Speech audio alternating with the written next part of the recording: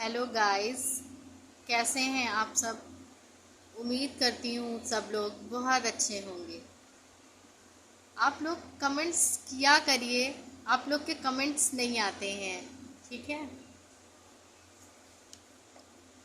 कर्मजं बुद्धि युक्ता ही फलं तैकत्वमनीषिणा जन्म बंध विनिमुक्ता पदम गच्छते नामयम्। अर्थात क्योंकि समबुद्धि से युक्त ज्ञानी जन कर्मों से उत्पन्न होने वाले फल को त्याग कर जन्म रूप बंधन से मुक्त हो निर्विकार परम पद को प्राप्त हो जाते हैं।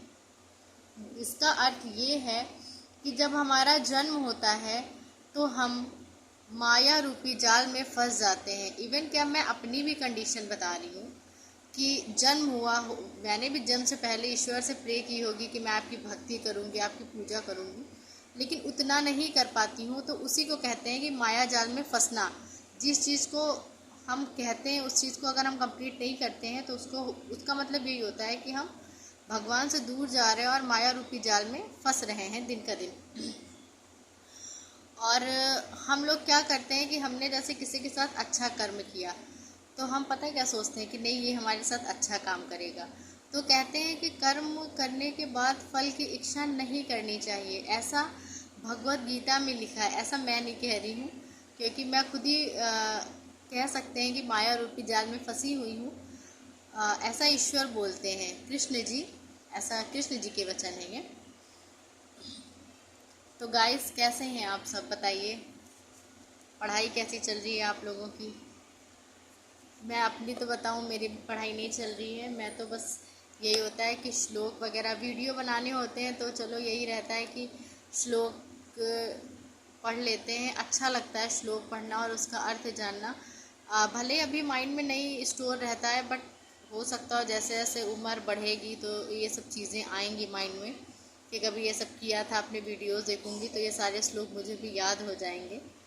और मैं सच बताऊं तो मुझे अपने वीडियो देखने में बहुत अच्छा लगता है, क्योंकि उनको देखो फिर उनमें से ये पता चलता है कि क्या गलतियां हुई हैं, कहाँ सुधार करना है ना। तो ये सब चीज़ें रहती हैं। आज का हमारा टॉपिक है, मेरी आवाज़ आ रही है ना क्लियर। आज का हमारा टॉपिक है विद्यार्थी जीवन और प्रातः जागरण। वैसे तो मैं भी एक स्टूडेंट ही हूँ, क्योंकि अभी भी कहीं ना कहीं मन करता है कि पढ़ाई करूँ, तो मैं खुद को स्टूडेंट ही मानूंगी।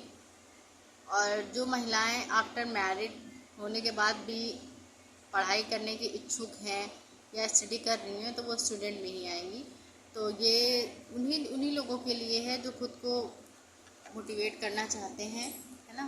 कल मैंने बात की थी मोटिवेशन के लिए आप लोगों से। विद्यार्थी जीवन में प्रातः जागरण का विशेष महत्व है। मनुष्य की मेधा बढ़ाने में प्रातः काल की ब्रह्म बेला का विशेष महत्व है। मानव का प्रकृति के साथ शाश्वत संबंध है। प्राकृतिक नियमों के साथ संतुलन बनाए रखना सभी के लिए आवश्यक है।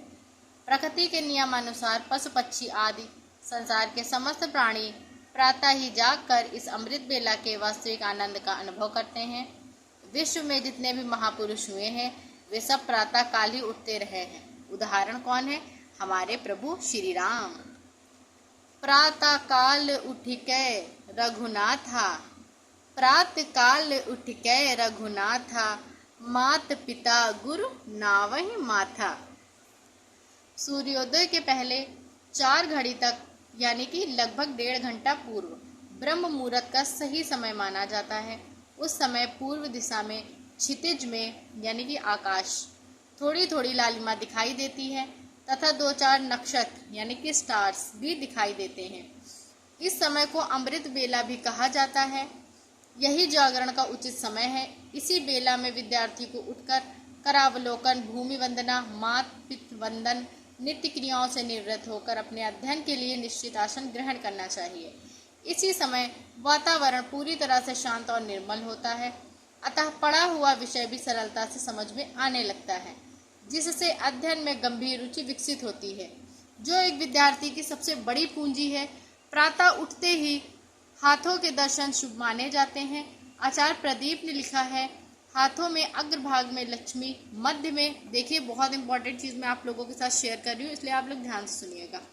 हाथों में अग्रभाग में लक्ष्मी, मध्य में सरस्वती और मूल भाग पर ब्रह्मा जी निवास करते हैं। अतः प्रातः उठते ही हाथों के दर्शन करना चाहिए। वास्तव में प्रातः काल में प्रकृति में एक अलौकिक रमणीयता आ जाती है, उसका आनंद हमें प्राप्त हो सकता है। हम प्रकृति के साथ समन्वय करें। प्रातः जागरण को ध्यान में रखकर हम नित्य सूर्योदय से पूर्व ही उठने का नियम बना लें और अपने जीवन के प्रत्येक क्षण का उपयोग अच्छे कार्यों में ही करें।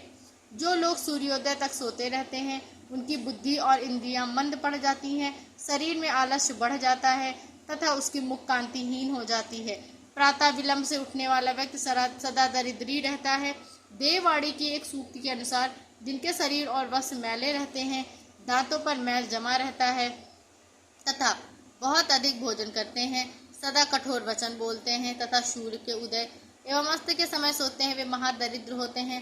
अतः सूर्योदय तक सोते रहने का हानिकारक स्वभाव छोड़कर प्रातः जागरण का अभ्यास करना चाहिए। तो गाइस, ये विद्यार्थी जीवन के बारे में बताया है कि प्रातः जागरण कितना ज़्यादा इम्पोर्टेंट है। वैसे तो मेरी भी आंखें इतनी जल्दी नहीं खुलती हैं, मुझे भी, मैं तो इस टाइम अपने ससुराल में हूँ, तो मुझे भी ये मान लीजिए 7 ऐसे बज जाता है उठने में, 7 साढ़े 7 या फिर कभी कभी 8 बज जाता है। तो हालांकि मेरी मम्मी हैं, सासू माँ, वो काम कर लेती हैं घर के, बट मेरा तो यही फ़र्ज़ है कि मुझे भी, मतलब मुझे जल्दी उठना चाहिए। और रात में ना मेरा बेटा है वो काफ़ी डिस्टर्ब करता है, और इस टाइम गर्मी आप भी जान रहे बहुत ज़्यादा पड़ रही है। तो मैं देखो कोशिश करती हूँ, क्योंकि मैं अपनी सासू माँ के पास हमेशा तो मुझे नहीं रहना है, और जितने दिन हूँ कम से कम मैं उन्हें खुद अपने हाथों से बना के खिलाऊँ। और वैसे तो वो खुद ही आगे आगे सब चीज़ें करती हैं, मॉर्निंग का वही खाना वाना, क्योंकि मुझे लेट हो जाता है, मैंने बताया ना उठने में। तो देखते हैं, कोशिश करते हैं ना।